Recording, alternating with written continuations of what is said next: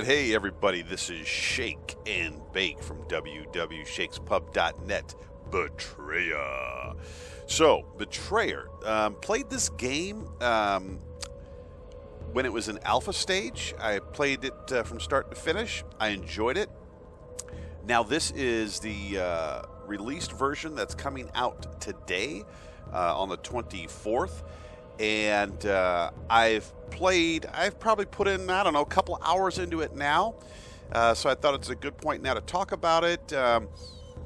I'll try to not show too much as far as the game goes so I don't spoil things for people, but just to give you a sense also of my first impressions and what I think about this game. I want to start off first, though, with customization. I think this is important to the experience you get in this game. And you really have a lot of choices here of what you want your Betrayer experience to be like. So, in the customization screen, the default settings for this game is black and white with some red in it as well. And I have tried that, and some people really like it. It's all going to come down to preference for you. I would say try it out. For me, after a while, it started to hurt my eyes. I got these old man eyes, so it started to hurt my eyes, and that was more the reason for me changing to color. But what's really cool about this is you really can go through all kinds of extremes here. Let me show you what the default looks like. So that just right now I changed it to black and white, and let me actually get into the game and show you what it looks like so you get a better sense of what these different color changes will look like when you're playing. Okay, let's go into the game here. This, I mean, overall, I'll just start by saying I'm having quite a bit of fun on this. It is definitely challenging. I'm going to tell you why, especially how you put your settings. So this is the default settings. Again, this kind of eerie black and white theme, but there are splashes of red in the game as well for certain items that loot you need to pick up, certain indicators you need to be able to see. They'll mark it like with a glowing red color, and also the NPCs will have splashes as red. So this is the black and white. It's all going to come down to what you prefer. Let me show you now from that extreme. Let's look at color. Looks like maybe, will it not? Let me... Oh, yeah, it will. It's right here.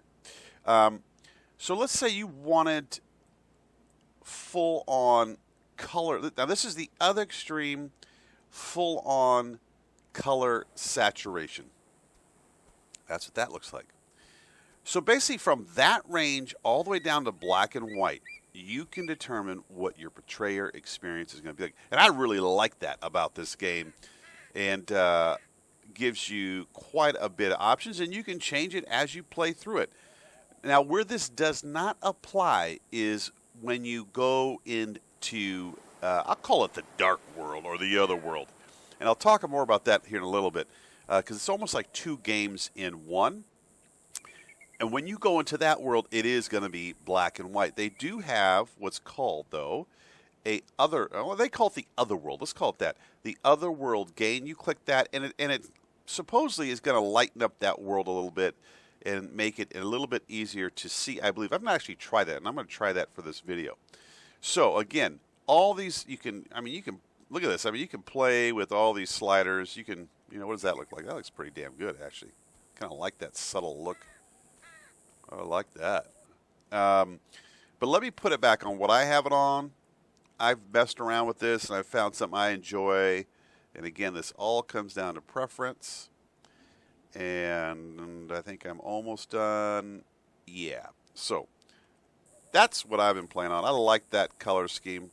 Looks good to me. But again, it all comes down to what you like. So let's also talk about in customization in the options. They have a difficulty setting, which can be easier enemies. Which you click this means obviously the NPCs are easier to kill. Mine's off. HUD elements, visual cues to help pinpoint listen direction, and I'll talk more about that when you hit your X key. You can hear these spirits like howling in the distance, right? I don't have that checked because I like it as hard as it can be. I think it's more immersive that way. But if you click that, then you could get an indicator saying which way to go. But I think if you listen good enough, you can find out which direction to go. Show compass, I have that on. Health and ammo display. Show map position. You could turn all those off if you wanted. Now, when it comes to your crosshairs over here, I have my crosshairs on none. I think it's more immersive, to be honest, because see, when you aim, it is hard. And, man, I've paid the price because when you go to aim at these NPCs, they are unforgiving in the default mode. So when you miss them, obviously, and we're talking muskets here, the reload speed is not going to be fast. And so you really have to think through what you're doing in this game, which, again, is a nice quality about it. I'm going to show you something up here. I have been working on this fort now. Let me actually show you the map here. One of the things they definitely have expanded is the size of the world, which is a good thing. But as you can see, a little sneak peek here. Don't look if you don't want to see this, but I've expanded the playing area by opening up, unlocking things. It expands the map. And I'm at this fort now that you will eventually get to. And I'm not going to show too much of this. Don't want to spoil it for you. But this fort up here right now is heavily guarded by these demonized Spanish soldiers. And you have got to take them out. And there includes one big boss soldier, which he is tough as hell. And what's really cool about it is they've added another feature, which I'm not going to say what it is, but you will see it with the, like this, I call it the boss soldier, boss NPC. And it's basically how they try to take it. It's really cool, and I like that about this. So, but if you think you're going to run into this fort, Call of Duty style, running and gunning to take these guys out, it ain't going to happen. Let me just tell you that right now. Not going to happen. It's you're going to have to use stealth, the wind. You're going to, if you can, add a charm, this like crude charm of grace, which I advise you to. 4% harder to hear and see. And I have worked hours on taking back that fort. And as you can see, I'm still working on it. So very challenging, especially in the default settings, which I don't think is a bad thing. Okay, so that's customization. Play with it. Make it your own experience. I think that's really cool. Graphics and sound. So let's take a look around. Again, it's going to depend on your system. This is totally maxed out. And how it looks, again, like I showed you earlier, is going to depend on what you do with the sliders. But here's where I'll say one I'm really, really impressed is up close on the foliage. When you look at the foliage up close, the grass, the leaves, the bushes, the trees, I mean, it's almost photorealistic. Let me go up some of these leaves right here and show you this here. I mean, look at, I don't know if YouTube will do it justice, but if you look up close, it looks almost real. And then if you look, and when the wind blows, I mean, look at that. It is really cool. Same with the grass. I would say the trees look good. They're not as good as the grass and the bushes. And people that have seen my videos before know I'm a grass and bush nut. And you come in close, there's like this red, almost blood on certain areas, or like it's been burnt. Another cool effect that adds to the kind of mystery of this world that you're in. Sound, I think, is really good. I mean, you hear ambient sounds, birds, crows. I'm going to show you this other world. The eerie, freaky sounds that scare the hell out of you are good. I love the wind sounds coming through. So I think sound and graphics are really good in this game. Well, hold on. Here's some thumping noise. Let's talk about the NPCs now up here. I'm going to sneak up a little bit. Crouching is your friend in this game. It's the way to stay stealthy, undetected. If I were to stand up now and kind of run by here, these NPCs here would detect me, and it would be game on, and they'd be coming after you. But if you stay crouched, you have a good chance of being undetected, even somewhat out in the open. But at some point, if you get too close, obviously, they're going to detect you. So you spend a lot of time in the crouched position, taking long-range shots followed up by close-quarter shots with your musket or your your pistol, and also your trusty tomahawk. And I love, probably my favorite weapon is the tomahawk, which I'm gonna show you this tomahawk here. And again, a little bit more difficult when you don't have crosshairs, but I actually like that. It is much more immersive. And there's the tomahawk. You see how it's glowing red? They have that for things in the world so you can find them. And also it shows up on the top on your compass as well. So let's talk about the AI. Again, they will pursue you as soon as they detect you. And the only way you're going to get away from it is basically to run. You're not going to be able to reload and ammo and all those things to take out 4 or 5 of these guys that are heavily armored. It's just not going to happen. So you're going to run. You're going to, let's actually take this guy out up here. But I'm going to do it in a stealthily manner, because if I shoot my gun, these other guys are going to hear me. So you got to plan your attack. Use the wind to your advantage. Kind of come up from behind them. But once you run and you can hide, then normally they won't be able to find you. But they're obviously, if they're too close to you, they're going to find you. All right, let's see if I can take this guy out here. And you see I'm crouching. I'm sneaking up behind him. And I'm going to shoot this guy right in the backside. And I missed him. There we go. Now, he's down. Now, I'm just going to sit and wait a minute, because you sometimes can get detected. You can then pick up stuff from the NPCs once you kill them. There is a limit, though, of what you can carry. But as you can see, the game looks cool. It's got this eerie theme to it. And this is just part of it. This is like 2 games in one. I'm going to show you the other part now that's part of this game. And I'm also going to talk about immersion in this game. Let's see if I can get this guy actually here. A little bit. As you can see, it's much harder without the crosshairs. But again, if you really want the true experience, I say turn those babies off.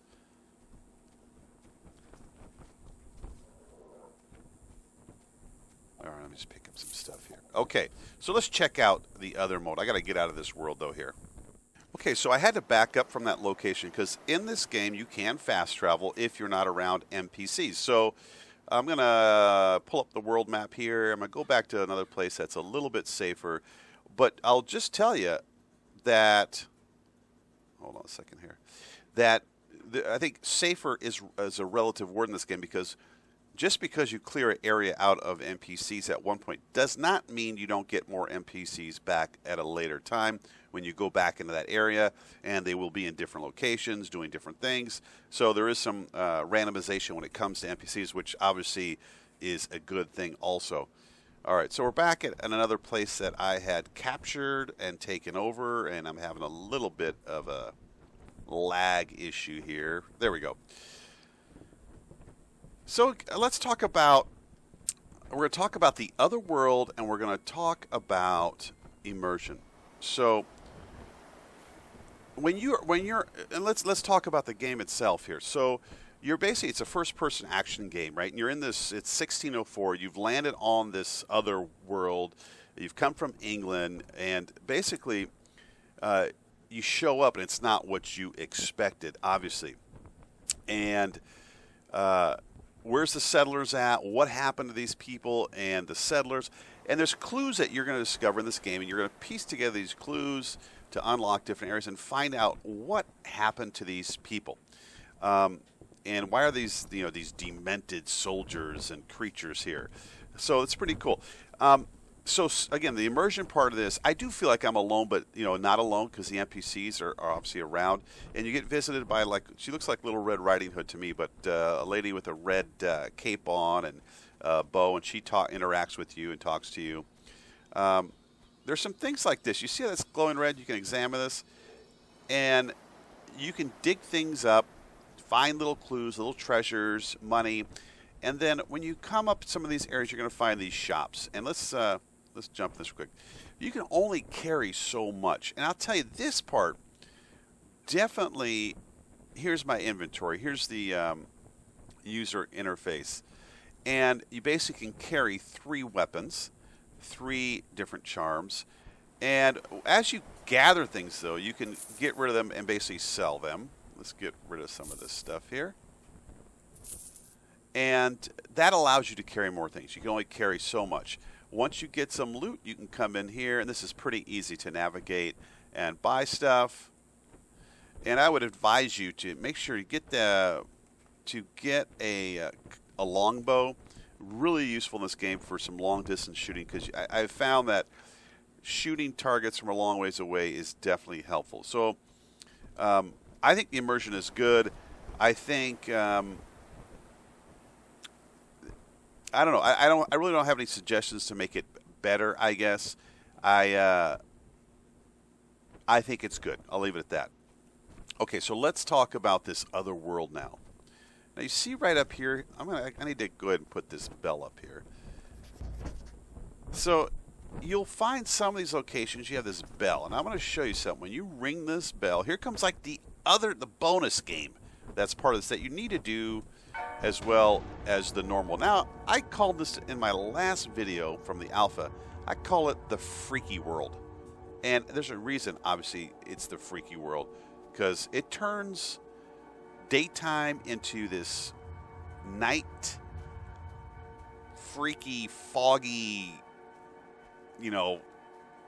skeleton, zombie, whatever, infested with NPCs. And it's pretty freaky. And when you get in this world, let's take a look now at what this other world gain does. Okay, so it really brightens it up is what it does. It makes it easier to see. So it's all going to come down to your preference, what you feel like doing. I like being freaked out, so I'm gonna turn that off. I like it darker. When you get out into the freaky world / other world, you're going to run into creatures like this. These demonic skeletons and floaty, flying, weird things. And similar to the NPCs during the day, the crouch is your friend, okay? So you're going to be doing a lot of crouching. And let me take this guy out here. No, did not work. There's another one coming. And these guys shoot these balls at you, these energy balls. And you can see the reloading is not fast, so you really got to plan your attack. You can speed up that loading process with a charm, which I don't have right now. And you see this red, these indicators again. And you play out, to be honest, I like playing probably more in the day world because it's pretty freaky in this other world. Now, when you get out here, you're going to push your X key. You hear that? It adds to the freakiness. But you push that, and there's a little cooldown time frame for that. And what that does is tells you where you need to basically go. And you're heading off to, free these spirits, cleanse these areas. Oh, let me go this way. And you find these... hell. All right, let me back up here. See, they don't detect me because I'm telling you, you play most of this game in the crouched position. All right, let's reload our pistol here. And let's see if I can go a little stealthy here. This bow is really good, this long bow. Damn it, I missed. All right, I'm out of arrows here. Let's go with the tomahawk. Nice shot, Shake! And let's take out the last one with a close musket shot. All right, so that's one way to... now, okay, I'm going to show you something. Now, over here, let me get my little my reward here. Got my tomahawk back. If you get killed in the world, definitely there is a consequence. You lose all your loot, and when you spawn back in, you can go. You have to go recover your loot if you want it back, but you definitely have to go get it to get it back. So that's pretty cool. I like that about this game. And as you can see, this is pretty freaky, right? And this, especially you turn the lights off. You know, you play this with some good headphones on. Now, here's one of these spirits that I'm coming up here to kind of basically free or whatever the quest might be. And I'm basically saying I'm going to find this guy's head and a lot of these grave sites you find around. And they get all of these clues that you see, all these clues. You start to, you know, and people you meet or, you know, the ghost or spirit or the grave. And this is the story part of it. Now, this part, let's talk about that while I roam around in the other world here. Let me hit my X key. That's a weird sound, man. And you can, now to get out of this, you just go back to the fort and you ring the bell and you're back to daytime, back to the kind of, I'd say, the somewhat normal world. Now let's talk about the story. I want to like the story so bad. I mean, I think it's interesting. This you've landed this other world. It's freaky. I think it's really an original idea. I get it. The only thing I am struggling a little bit with in this game. Oh, hold on, guys. Did you hear that? And I have no clue. Oh, this is game. Look at all these guys. Look at these guys. Look at these skeletons coming to protect. Oh, hell. And, oh, there's like, I mean, and this is where it gets really tough. I'm going to have to pick these dudes off. But the story, I mean, maybe I just need to keep playing more, but the clues, a lot of them, you know, are, I don't know if they tell me too much. I mean, like, you know, so-and-so's buried here, so-and-so. I'm not quite getting, like, things connected together, but it could be just me. And I don't know if I feel, like, connected to the, I want to say she's, like, the main character, and maybe I'll see her here in this video. And maybe I just need to keep playing more. But I've put some hours into this. All right, so that bow is your friend, I'm telling you. Because as soon as I shoot this weapon, it's going to be all on. Let's let this guy get over here. I'm going to see if I can get a... But I want to feel more connected to her, so...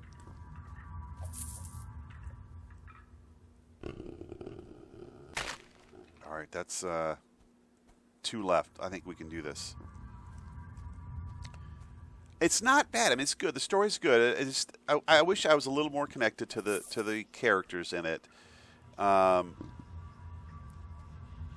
because it does start to feel a little bit like a grind. Like I'm grinding through, unlocking these areas, but I don't know what it all really relates to.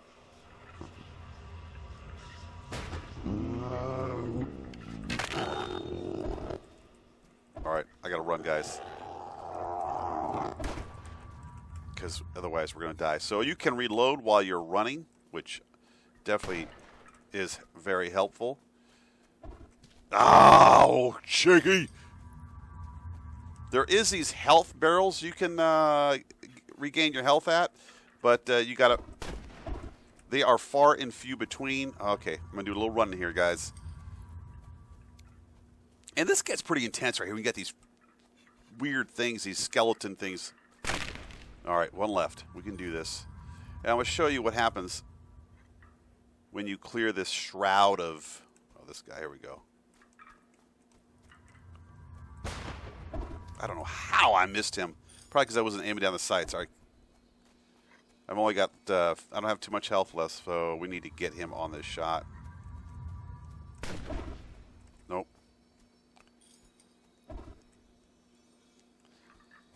So again, what's really cool, though, is you got basically... Oh, man. This guy is not playing. And I think I may be dead here soon. I don't know why I cannot kill this guy. Maybe this is like... maybe this is the head Machismo.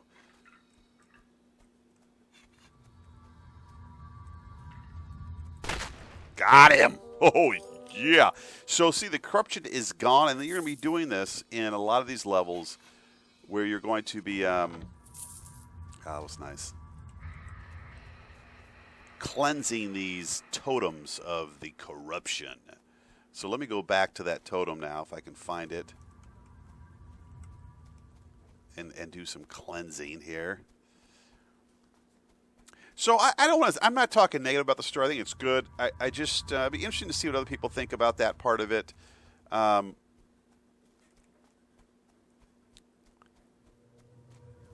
Because I'm not sure.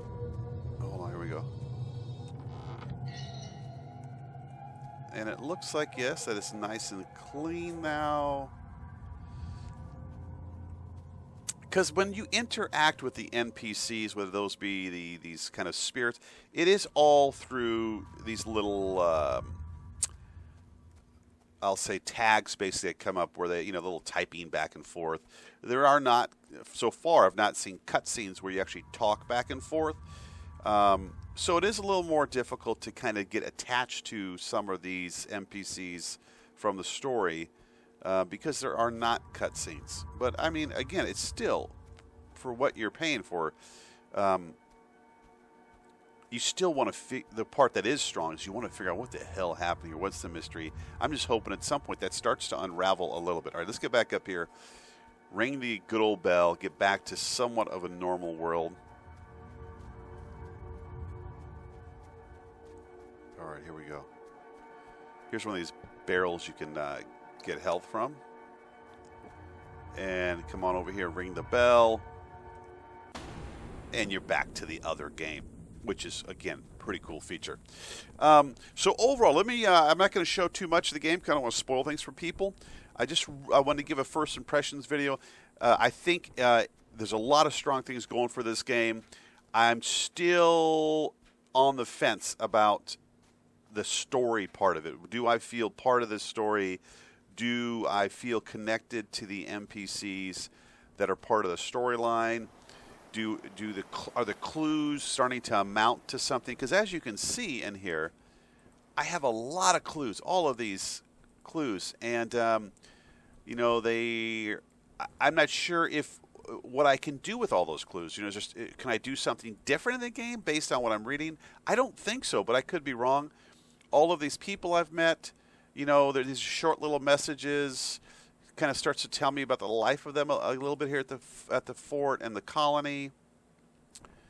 But I'm not sure if me reading those changes what I do in the game, or I don't think so. But again, I could be wrong. Overall, I think it's worth it. I think it's a really good game. I think it definitely gives you a lot of features as far as changing what this world looks like and the playthrough experience. I think the AI is good. The NPCs are good. All of that stuff. So I think it's definitely, if you're into this kind of thing, it is definitely well worth it. If you want to be freaked out, you definitely will be freaked out, especially in the other world. I call it the freaky world, hitting the freaky bell. And the visuals, if you can run this more towards the high end, look really good, especially close up. And there are a variety of NPCs, a variety in this world as well as in the other world. So again, I'm going to play through the rest. I'm probably going to make some, once it comes out, some a little bit more where I'll show actually gameplay footage. And so this is Shake and Bake. I hope this has been helpful to you in deciding whether you're going to get this game. Post your thoughts below the video, any questions you might have, things you want to see, and appreciate the support. Swing by www.shakespub.net for some other reviews and first impressions, or just to join the community and share in what we do. Cheers and peace to all.